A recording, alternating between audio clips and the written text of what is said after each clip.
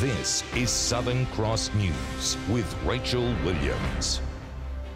Hello and welcome. A 64-year-old man is in the Royal Hobart Hospital tonight with a confirmed case of meningococcal disease. He's the 7th person in Tasmania to be hit by the dangerous infection this year. Our reporter Michelle Wisby joins us now. Good evening, Michelle. What's the latest information on this case? Well, Rachel, we're hearing the man is in a stable condition at the Royal Hobart Hospital tonight. Lab testing today confirmed he does have meningococcal disease, but the strain is yet to be determined. Authorities say a public health response has begun and they're managing his close contacts to minimise the chance of further infection. A vaccination program is already underway after a cluster of meningococcal infections in Hobart's northern suburbs. But this man is from Hobart's eastern shore. It's the 7th confirmed case of meningococcal in Tasmania this year, which puts us above the yearly average of about 6 cases a year. Health authorities say it is rare, but it's a serious disease. And Rachel, anyone suspected of having meningococcal is urged to seek emergency medical treatment immediately. OK, thank you for that update there. Michelle Wisby joining us with that report. Well, police have charged a man with attempted murder and firearms offences over a shooting at Bridgewater 2 weeks ago. The alleged victim had been in a critical condition in hospital but has since woken from his coma.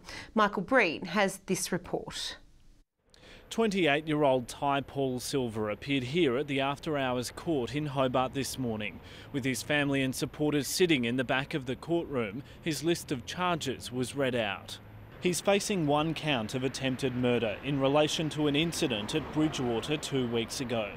Police say 24-year-old Caleb Woods was shot outside his grandmother's house, receiving serious injuries. Mr. Woods was placed into an induced coma but has since regained consciousness. Yesterday, police arrested the accused at a motel in Hobart's northern suburbs over the shooting. As well as facing an attempted murder charge, the court heard Mr. Silver is also facing firearms offences.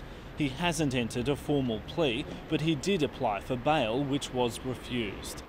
As he was led away, he yelled to his family, "I love you guys," and they yelled back, "You'll be right." He's set to appear in a regular session of the Hobart Magistrates Court on Monday. Advocates are today calling for legal reform after a transgender inmate was allegedly assaulted while housed in Hobart's men's prison. They say more needs to be done to ensure people of all sexual identities are treated with respect and dignity while incarcerated. Rallying outside Risdon Prison, demanding respect for transgender Tasmanians. Advocates calling on the government to remove genders completely from birth certificates. There is no legal reason, there is no legal justification for having a gender marker on a birth certificate. The cries come after a transgender woman was allegedly raped while housed in the male population at Hobart's Risdon Prison. Today, Rosemary Harwood still gets emotional when she talks about her child. I was supposed to go for my visit the next day, which they rang me and said, no, Marty's in hospital.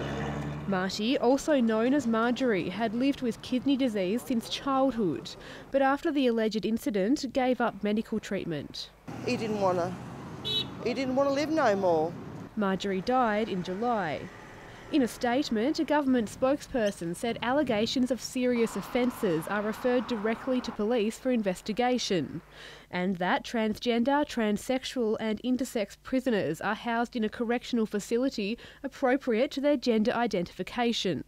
But advocates say changes to birth certificates could have saved Marjorie from being automatically housed in the men's prison and would work towards a broader sense of inclusion within our community. Hopefully something will come out of this. Something needs to be done. We acknowledge that there are no quick and easy solutions, but the time really has come now to look at how we do handle corrections a lot better. For now, her family promised to keep up the fight in memory of Marjorie.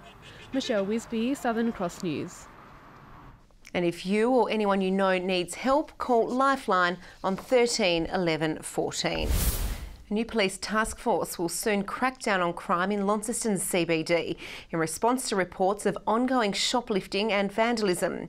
Retailers say they're frustrated by graffiti and property damage, which they say is being committed by young people at night. A group of youths walk past the brand new Telstra store in the Quadrant Mall. One slams his shoe into the roller door. It triggers the alarm, calling the store's owner and security to the scene in the middle of the night. It's just really disappointing to see that kind of attitude from our youth today. Store owner Andrew Doyle says it's disheartening after putting so much time and effort into the new premises, which opened only 4 weeks ago. But he says other retailers are in the same boat. They all suffer from the same issues. It's a real community problem. In response, police will launch a 5-person task force in the coming weeks, mainly targeting theft, but also vandalism. Other businesses in the area hope it deters crime. Had broken windows, something you see, not every morning, but quite often you'll see something on the way to work early in the morning. Neil Watson says the senseless behaviour comes in waves. It seems to be the thing to do for a month or so and then it softens off. It's really something that needs addressing. More details about the task force will be made public later this month. Tom Johnson, Southern Cross News.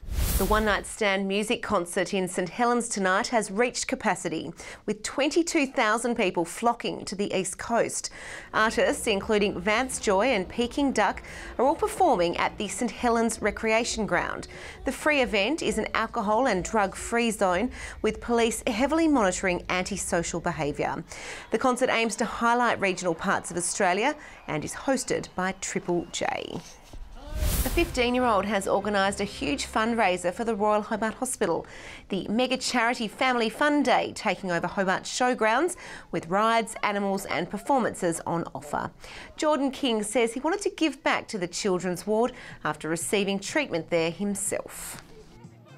I've spent a lot of time at the Royal Hobart Hospital and I know what it's like to be there and it's not a pleasant thing, so I just wanted to raise some funds for them. His fundraising target is $15,000. A new book written by children for children has put the spotlight on the importance of bees for our environment. The Bee Literate Tasmania project aims to inspire our next generation of beekeepers and has already gained national attention. Buzzing with excitement, these 14 young bee experts have just become published authors. I'm very proud and excited. And I'm happy that all my family has just come here to see me. For the past 18 months, the children from Goodwood have undertaken bee education, drawing and writing workshops to put together their very own picture book. Today, their hard work paid off when the bee book was launched. And also a special smoke puffer to send the bees to sleep while you get the honey. Each page shares a different bee fact, written and illustrated by the children, shedding a light on just how important bees really are to our environment. Very, very important, because if there were no bees, there would be no fruit or vegetables. They're now going to go and talk about it in their communities, and really the book is about spreading the word and pollinating other places with the importance of bees and what bees do for us. To see these children, get inspired and be aware of their environment, and it's absolutely brilliant. All profits from the book sale will go back to bee-friendly projects. Michelle Wisby, Southern Cross News. The TSL Semi Final between Launceston and Lauderdale is underway. A short time ago in the opening term, Launceston was up by 4 points. Earlier in the day, North Launceston went on a goal-kicking feast. Tom Bennett booted 6 as the Northern Bombers booked a ticket to the Grand Final with a 57-point win. The giant gap between the league's 2 best sides has never been more apparent than today. North Launceston spent the opening term dodging black and white witches' hats, booting goals at will to the delight of hometown fans. Adding to the discrepancy, Glenorchy was having a shocker, spraying goals from the square, and this handball right into the palms of Fletcher Bennett pretty much summed up the day. All while Tom Bennett dug Glenorchy's grave. He was an unstoppable force in front of the big sticks, beating the Magpies off his own boot.